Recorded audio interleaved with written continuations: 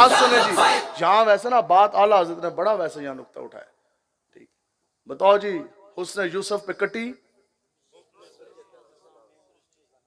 مصر میں انگشت زنا. اس کا مطلب کیا ہے کہ زنانیاں نے عورتوں نے انگلیاں کٹیاں. کس طرح؟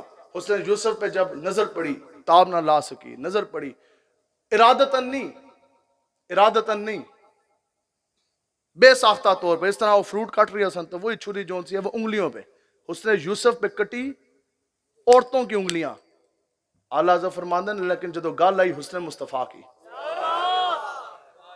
تیرے نام پر سر کٹاتے ہیں مردان عرب. کہندے نے جدو گل آئی نا حضور کی تو پھر قیامت تک حضور کے نام پر حضور کے غلام اپنی گردنیں کٹوانا اپنے لیے سعادت و باعث فخر سمجھتے رہیں گے، اور ارادی طور پر جان بوجھ کے کٹواندے ہیں. یا رسول اللہ تہاڈی عزت دی گل ہے میری گردن حاضر ہے. یا رسول اللہ تہاڈی ختم نبوت دی گل ہے. یا رسول اللہ اسی حاضر ہے. ٹھیک. اور برر پھر بھی حضور کے نام پر جان دینا یہ کوئی تجب والی بات نہیں ہے، کوئی تجب والی بات ہے. حضور کے نام کا کلمہ پڑھا، حضور کے نام پر جان دے دی. یہ تو ایمان کا حصہ ہے نا کہ اس وقت تک کوئی شخص مومن نہیں ہو سکتا جس وقت تک کہ ماں باپ دنیا کے ہر رشتے ہر شے سے بڑھ کر وہ رسول اللہ سے پیار نہ کر لے. حضور کے لیے آقا و مولا حضور علیہ الصلوۃ والسلام کے لیے جان کا نذرانہ دینا. ہاں یہ کرتے تو وہی ہیں نا کہ جن کو رب یہ منصب دے، شہادت کا جام پئیں، اور یہ بڑے نصیب کی باتیں ہر بندہ نہیں دے سکتا. ٹھیک. تو یہ بہت بڑی سعادت کی بات ہے، لیکن یہ تعجب کی بات نہیں ہے. تعجب کی بات اگلی ہے جو اعلیٰ حضرت نے یہاں فرمائی کہ مولا علی نے واری تیری نیند پر نماز. اب یہاں تین چیزیں ہیں. ٹھیک. مولا علی کا ذکر ہے، آقا و مولا حضور علیہ الصلوۃ والسلام کی نیند مبارک کا ذکر ہے، اور تیسری وہ رب کی نماز ہے. تین چیزیں. جان دے دینا وہ تو سمجھ آ گئی، لیکن جہاں کے مولا علی نے واری تیری نیند پر نماز. اب بتاؤ جی کون مولا علی کہ جن کے بارے میں حضور نے فرمایا کہ میں ان کا شہر، علی اس کا دروازہ.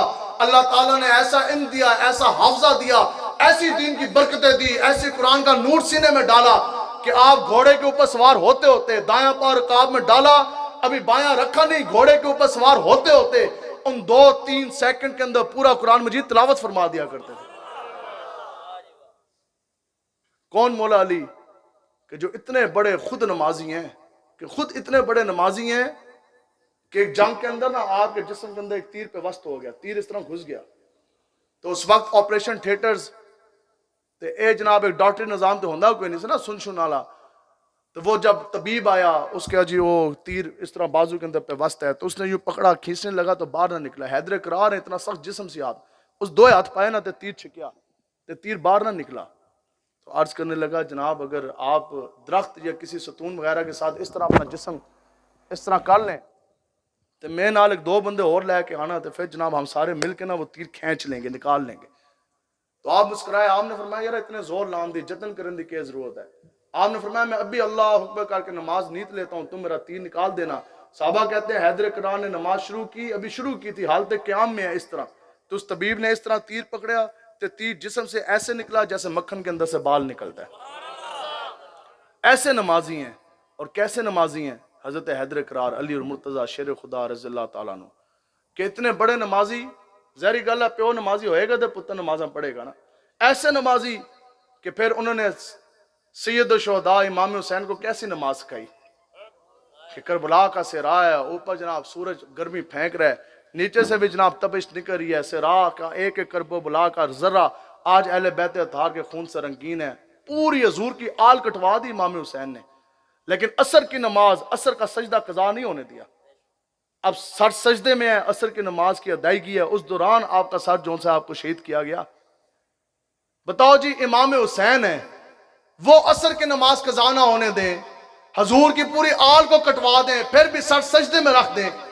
عصر کی نماز انہوں نے جانے نہ دی، لیکن عجب بات کہ حیدر کرار نے اپنی عصر کی نماز حضور کی نیند پہ قربان کر دی. کی کہ نہ کی؟ یہ تو پھر حضور کا معجزہ ہے نا کہ آقا و مولا کے چشمان اقدس کھلے، حضور رام فرما دے. تو حضور نے دیکھا حیدر کرار کی نماز تو عصر کی چلی گئی، وہ تو آقا و مولا نے پھر حکم فرمایا تو پھر وہ سورج الٹے قدم پلٹا، ڈوبا سورج دوبارہ ابھرا، عصر کا وقت گیا داخل ہوا. حیدر کرار نے نماز پڑھی لیکن وہ تو کر چکے تھے جو کرنی بشر کی ہے.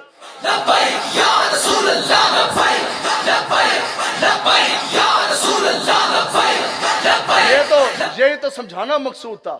حیدر کرار نے قیامت تک مسلمانوں کو بتا دیا کہ وہ سجدہ رب کی بارگاہ میں قبول نہیں ہے جس کے اندر تعظیم مصطفیٰ نہ ہو. وہ نماز، وہ عبادت، خدا کی قسم عبادت نہیں ہے جس کے اندر تعظیم مصطفیٰ نہ ہو۔ حضور علیہ الصلوۃ والسلام جمعے کا خطبہ ارشاد فرما رہے ہیں اور مسجد نبوی شریف ہے۔ آج ہمیں یہی بتایا جاتا ہے نا بار بار، اور بات بھی یہی ہے، کہتے ہیں جناب حرم کے اندر کعبہ میں ایک نماز پڑھیں لاکھ کا ثواب ہے، اور مسجد نبوی کے اندر ایک نماز پڑھیں تو کتنے کا ثواب ہے؟ 50,000 کا۔ لیکن اے ثواب اس کو ملے گا جس کے سینے کے اندر عشق مصطفیٰ ہوگا، جو حضور کی عزت کا پہرے دار ہوگا۔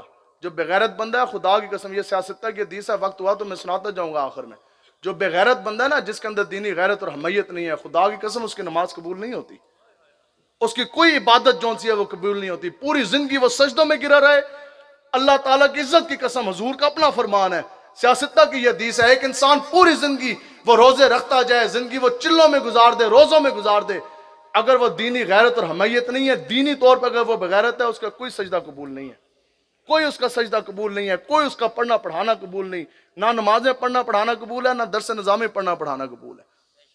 یہ ساری عبادات رب کی بارگاہ میں تب درجہ قبولیت تک پہنچے گی جب آپ کے اندر دینی غیرت اور حمیت ہوگی، ٹھیک۔ تو حضور علیہ الصلوۃ والسلام خطبہ ارشاد فرما رہے ہیں جمعے کا، اور اس خطبے کے دوران اب مسجد نبوی شریف ہے، تو ایک صحابی رسول نہ کوئی شرعی عذر کے تحت کوئی کھڑے ہوئے ہونے ہیں اس طرح، تو حضور علیہ الصلوۃ والسلام نے اس طرح خطبہ ارشاد فرماتے حضور نے فرمایا کہ آپ بیٹھیں، صرف آقا و مولا نے ہلکا سا آپ نے فرمایا کہ بیٹھیں۔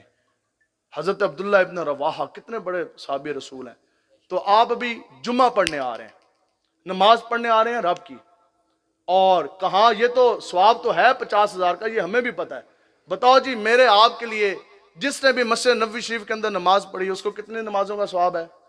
50,000۔ لیکن جب اسی مسجد نبوی شریف میں مصلی کے اوپر آقا و مولا خود جلوہ گار ہوں، امامت حضور کی ہو، صفیں صحابہ کی بندی ہوں، پھر بتاؤ کہ فیض و برکات کتنی ہوں گی؟ 50,000 ثواب تو صحابہ کو بھی ملا نا ایک نماز کا، لیکن بتاؤ جب امامت آقا و مولا مالک مختار کی ہو تو پھر اس وقت منظر کیا ہوگا؟ اور مسجد نبوی شریف ہے، حضور کی امامت ہے، رب کی نماز ہے، حضور نے فرمایا بیٹھیں۔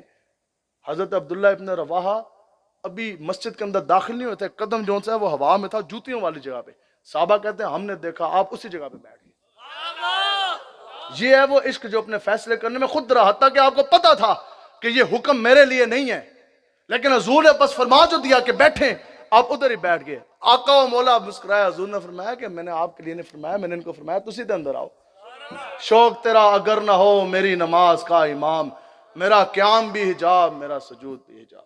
تو یہ وہ باتیں ہیں، اس لیے حضور علیہ الصلوۃ والسلام کے ساتھ وفا کریں۔ ہاں ان چیزوں میں آپ نے کبھی بھی نہیں پڑھنا، کچھ بھی نہیں ہے، کیا ہے؟ بتاؤ جی امیر المجاہدین آپ فرماتے تھے